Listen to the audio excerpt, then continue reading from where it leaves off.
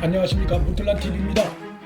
윤석열 검찰이 29일 송철호 울산시장, 송병기 전 울산구시장, 황운하 전 울산지방검찰청장, 그리고 배건우 전 청와대 민정비서관과 박형철 전 반부패 비서관 등 13명을 전격적으로 재판에 넘겼습니다. 기소를 놓고 검찰과 법무부 간 팽팽한 신경전이 펼쳐질 것이란 일각의 예상과 달리 문정권은 손 한번 제대로 못 써보고 문재인 측근 13명 무더기 기소 결정을 지켜봐야만 했습니다. 윤석열 검찰총장은 이날 오전 구본선 대검찰청 차장과 배영은 대검 공공수사부장, 이성윤 서울중앙지검장, 신봉수 서울중앙지검 3차장, 그리고 김태은 공공수사 2부장 등 참모와 수사팀과 함께 회의를 열어 이같이 결론 내리고 곧바로 법원에 이들에 대한 공소장을 접수했습니다. 눈에 띄는 대목은 추미애에 의해 최근 대검에 인사된 배영은 대검 공공수사부장도 수사팀 의견에 동조해 전격 기소에 찬성했다는 점입니다. 이러한 상황은 문 정권에 의해 임명된 다른 검사들에게도 영향을 미칠 수 있고 향후 정권 비리 관련 수사에서 검찰청법 제7조와 12조가 규정한 검찰총장의 수사 지휘권이 법과 원칙에 따라 변함없이 작동될 가능성이 있음을 강하게 시사하는 것이기도 합니다. 이날 이성윤 지검장 제외한 간부들은 관련 법리에 비춰 확보된 증거가 기소하기에 충분하고 4월 총선의 공정한 관리를 위해 신속한 기소가 불가피하다는 의견을 냈고 이성윤 지검장 혼자 반대 의견을 냈습니다. 이성윤 지검장은 추미애의 의견대로 전문수사자문단에 기소 여부 판단을 맡기고 황운하 전 청장은 소환조사 이후 처리 여부를 결정하자고 주장했으나 받아들여지지 않았습니다.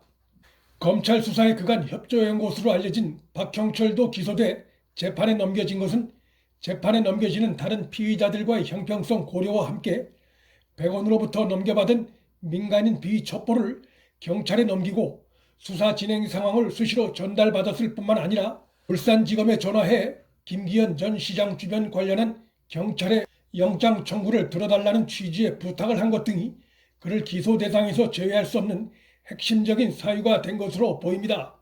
황운하 전 울산경찰청장은 하명 수사로 선거에 영향을 미친 혐의 외에도 김기현 전 시장 주변 수사에 미온적인 경찰관들을 부당하게 인사 조치한 혐의도 적용됐습니다. 민주당이 그의 총선 출마 자격을 부여한 지 하루 만에 검찰이 그를 중요 피의자로 재판에 넘긴 것입니다. 예상대로 윤석열 총장은 정무적 고려 없이 이번에도 법과 원칙에서 한치의 흔들림 없는 결정을 내렸고 대통령 문재인과 장관 추미애는 윤 총장의 법과 원칙에 이번에도 밀리고 말았습니다. 특히 이번 기소 대상에 대통령 문재인의 30년 절친 송철호 시장과 불과 얼마 전까지 청와대 핵심 참모를 지낸 자들이 다수 포함됐다는 점에서 검찰 수사의 칼이 대통령 문재인 턱 밑까지 겨누게 됐다고 볼 수 있습니다. 뿐만 아니라 문 정권의 도덕성이 크게 흔들림으로써 향후 남은 국정 운영에도 적지 않은 타격이 불가피할 전망입니다. 수사팀이 하명수사 등의 사건에서 혐의가 확인된 피의자들에 대해 1차 기소를 한 후 후임자에게 사건을 넘기는 것은 수사에 책임지는 자세를 보인다는 점에서 너무나 자연스럽고 당연한 행보입니다. 피의자 소환 요구에 3차례나 불응한 이광철 청와대 비서관이 29일 역시 검찰 출석을 차일피일 미뤄왔던 임종석 전 청와대 비서실장이 30일 피의자 신분으로 검찰에 소환돼 조사를 받습니다. 이들이 갑자기 태도를 바꿔 검찰 중간 간부 인사 발령일인 2월 3일 이전에 검찰 소환에 응하는 이유 분석은 그리 어려울 게 없습니다. 최근 현 정권 핵심 관련자들의 법 무시, 법치 파괴 행태가 도를 넘고 있다는 비판이 갈수록 확산되고 있고 그런 상황이 다가온 총선에도 악영향을 미칠 수 있다는 우려가 작용했다고 볼 수 있습니다.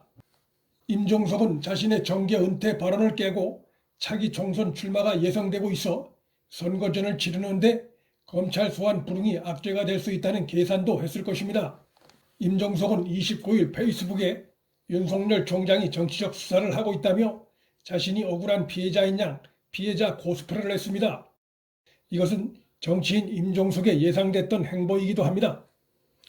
임종석은 그간의 수사를 통해 문재인을 대리해 송철호 출마와 지원, 그리고 당내 경쟁자인 임동호 주저앉히기에 이르기까지 여러 선거 공작에 연루된 의심을 받고 있는 상황입니다. 현 정권이 정권비리 수사팀을 대폭 교체함으로써 수사의 칼이 대통령 문재인에게 다가오는 것을 차단하려 시도했지만 송초로 기소에 이어 현 정권 전반기 청와대 2인자였던 임종석도 소환 조사 후 기소가 되면 문재인을 향한 수사는 더욱더 막을 수 없게 될 전망입니다. 중요한 것은 정무적 판단 없이 법과 원칙에 입각해 기소 여부를 결정하는 것이고 윤석열 검찰은 거기에 따른 것입니다.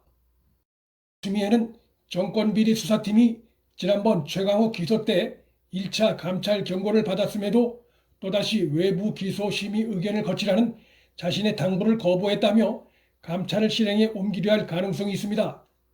그러나 검찰 수사팀은 세 가지 이유를 들어 법무부 논리를 정면으로 반박하고 있습니다. 첫째, 기소에 대한 수사팀 내 의견이 일치하는 상황이고, 둘째, 수사 보안이 중요한 경우 부장회의와 수사심의위는 부적절하다는 것이고, 셋째, 이번 사건은 내용이 복잡하고 수사 기록이 방대해 외부 심의에 맡기는 것이 부적절하다는 이유를 들고 있습니다. 수사팀 내 의견이 일치하는데도 외부 심의를 강제하는 것은 검찰의 기소권을 훼손하는 행위가 될 수 있습니다. 또한 다른 사안도 아닌 정권 핵심부 비위 수사는 보안이 극히 중요하다는 점에서 검찰의 두 번째 이유도 타당하다 할 것입니다. 그리고 검찰의 많은 전문 수사 인력들이 수개월에 걸쳐 조사한 내용을 인사 발령일이 불과 며칠 남지 않은 상황에서 외부 심의위가 심의한다는 자체가 넌센스고 기소 지연이란 점에서 검찰의 셋째 반박 이유도 타당합니다. 현 정권에선 이번에도 이동 발령난 검사들이 정권에 대한 보복 심리로 날치기 기소한 것이라 주장할 수도 있으나 이 같은 주장이야말로 오히려 2월 3일 이후가 되면 지금까지의 하명 수사와 울산 선거 개입 의혹 수사가 왜곡될 우려가 큰 상황이란 점에서 수사의 현실을 호도하는 앞뒤가 맞지 않는 발언이라 할 수 있습니다. 김태훈 부장 한 명 남겨놓고 지원하던 팀이 모두 없어져 버리는 셈이 되기 때문에 2월 3일 이전에 지금까지의 수사 결과를 바탕으로 기소할 수 있는 것은 기소하는 것이 수사를 이끌어온 검사로서 책임지는 올바른 자세를 할 수 있습니다. 그럼에도 불구하고 장관 추미애가 검찰 내 친문 검사를 통한 감찰을 시도할 수 있지만 그 경우 수차례 검찰총장의 지시를 분명하게 어긴 이성윤을 제외하고 감찰을 강행하는 것은 명분이 없기 때문에 그가 실제로 감찰을 강행할 수 있을지 대단히 의심스럽습니다. 현재 문재인 정권이 윤 총장을 해임하거나 징계할 사유를 찾기가 쉽지 않은 상황입니다. 윤석열 총장의 이번 결단은 역대 정권과 검찰 간의 갈등사에서 그 유래를 찾아보기 힘든 검찰의 수사권 독립을 사수한 것으로 기록될 전망입니다. 홈플란TV 여기서 마칩니다. 구독과 좋아요, 방송 공유는 방송 제작에 큰 힘이 됩니다. 시청해 주셔서 감사합니다.